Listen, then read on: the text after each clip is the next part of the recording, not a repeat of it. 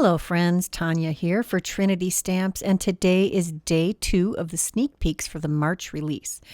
I'm going to be playing with the stained glass lily and the big Easter cut and foil. I'm also going to be using these perfect pearls. I have lots of colors of perfect pearls, and I don't use them near often enough. I thought this was the perfect time to bring them out. I have this stained glass lily image heat embossed with gold embossing powder on some white cardstock. Now this is just plain white cardstock. It isn't watercolor cardstock. You want to be gentle with the amount of water that you use. And I am using a plain round water brush. I think this is a size 4 round water brush. And I'm picking up a little bit of water and adding it to the perfect pearls that I have put little piles of on this piece of acetate on the desk here. I've decided to do the actual flowers in a very light purple.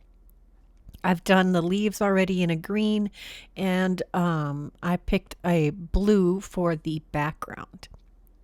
Just going to fill all of that in. I'm not worrying about staying in each individual little space that is defined in the stained glass image.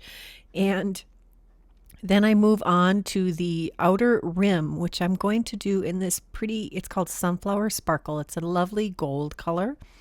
I'm also adding little dots to the tops of the stamen where the pollen sits on these lilies, and that really pops on that purple. Looks fantastic. After I'm done filling this all in with perfect pearls, we'll die cut that with the coordinating oval. Now we need to make a background for this. I pulled out the Foliage Flare stencils. It's a layering stencil with 2 pieces, and I'm going to use antique linen and scattered straw to do my ink blending here. I'm starting with the scattered straw on the lower portion and using the antique linen on the top portion. And I love this stencil. I think it feels a little bit like a palm branch and fits with that whole Easter feeling. Now we're going to add some of the same ink blended over the stenciling, just to take away that harsh difference between the stenciling and the background. I suppose you could have started on a yellow cardstock, but I really like to make my own custom blends.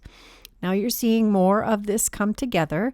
I did want to add some gold sparkle to our ink blended background. This is the same Sunflower Sparkle perfect pearls that we used on our painted portion on the stained glass. So I'm going to add a little water to that, make it loose enough, and spatter that all over the piece of cardstock that we did our ink blending on and our stenciling. I think that adds the perfect touch. Now this little piece of cardstock is actually watercolor paper, and I will show you how I created that later in this video. I did stamp one of the 2 sentiment stamps from the stained glass lily sets, and this is just part of it. This says blessings. The 2 sentiments are with sympathy and Easter blessings. I did die cut that with that coordinating die, and I just did the portion that I needed. I layered that up on a couple layers of cardstock.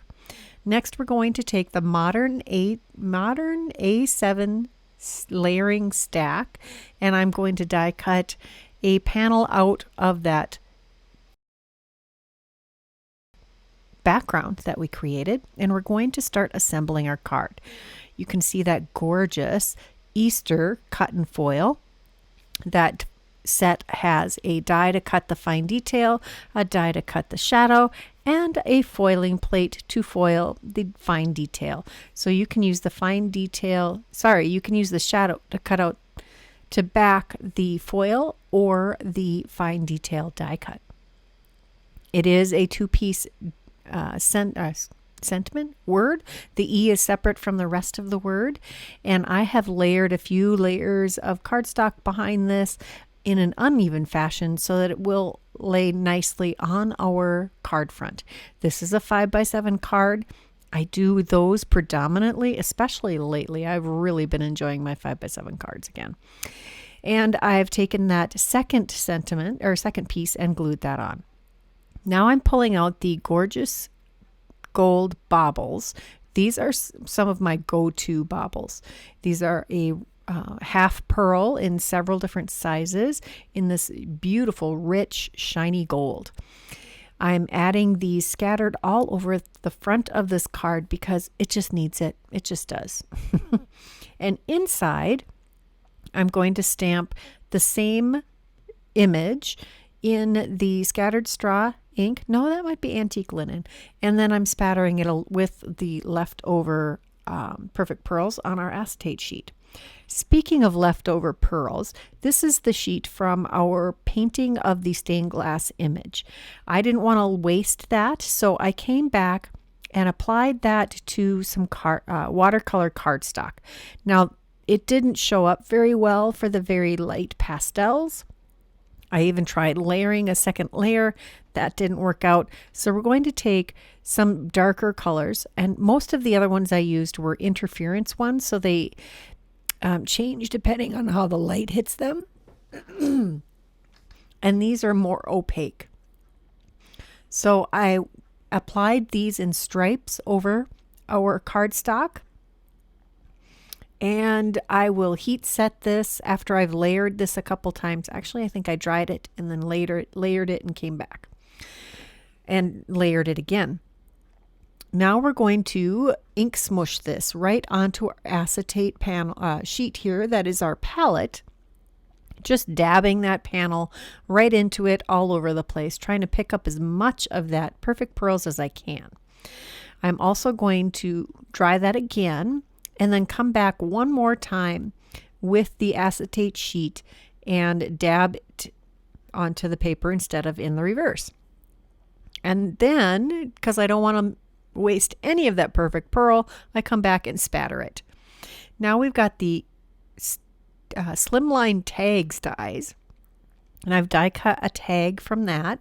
I also have a foiled Easter, big Easter sentiment here, and I've die cut extra of the shadow, and I'm gluing those behind the main one. I had foiled this in a satin purple, lavender maybe. And I know you've probably seen me layer up sentiments many times, but we'll keep it in here just in case you haven't seen me do this.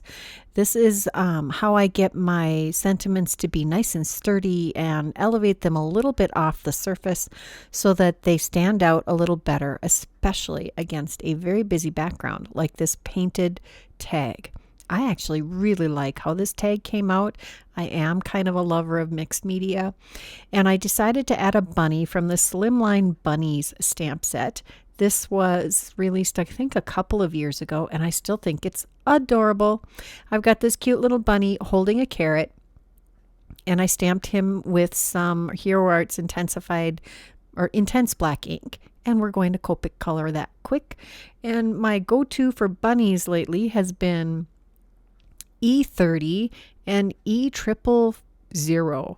This makes a creamy white bunny, and for the carrot I just grabbed a couple of yellow oranges and added those, one lighter and one darker, and a couple of greens just for the tops of that. This is a super easy image to color and it didn't take hardly any time at all. This does not have a coordinating die, so I did fussy cut that quickly. And I did add some scraps of cardstock behind that for a little bit of extra dimension, as always. Now we're going to adhere the word Easter on the front of our tag. And I'm just carefully placing this so that the E has enough space so it doesn't have to hang on by just the tips of the E. I do think I could have placed that just a little better, but it is what it is. Now we're going to take the Simply Sentimental Happy die set, and we're going to die cut a shadow and the individual letters. I had taken that same foil that I used for the word Easter and used a solid reverse foiling plate to foil a bunch of that foil on to that foil onto a piece of cardstock, and then I die cut the letters so that they would match the foiling on the word Easter. That is always an option if you have a reverse foiling or a solid foiling plate. You can take your foil and make your own shiny metallic cardstock, or make cardstock that matches your foiled sentiments. That is a really awesome extra use of your foiling machine. Now we have the Happy all assembled. I actually have that layered up also. I have 2 extra pieces of the shadow element to add to the back of this. I wanted this to all have a similar elevation as the other components on our tag. Now, why am I doing a tag? Well, because I don't know actually how many Easter cards I will be sending the cards, but I do like to make Easter baskets for the kids. And why not have a cute little tag hanging on it, and then you can label whose basket is whose if you need to. There is this little tag hole reinforcer in that Slimline tag set, and I did cut that from the same foiled cardstock. Now I have a piece of twine here that I am cutting a length of. I'll pass the loop through the hole and then open that loop up a little bit and grab the 2 tails of our string and then tie a knot in the top so that it doesn't come undone. Now when it's time to use it, you can just tie it however you need to. Here's a quick recap of the cards that I created, and I hope you enjoyed this video. If you did, please give it a thumbs up. If you haven't subscribed to this channel, now is a great time to do that. Give me a comment below. Tell me if you send Easter cards. Here are a couple more videos we thought you might enjoy, and whatever links I can are in that description box below. Until next time, bye-bye.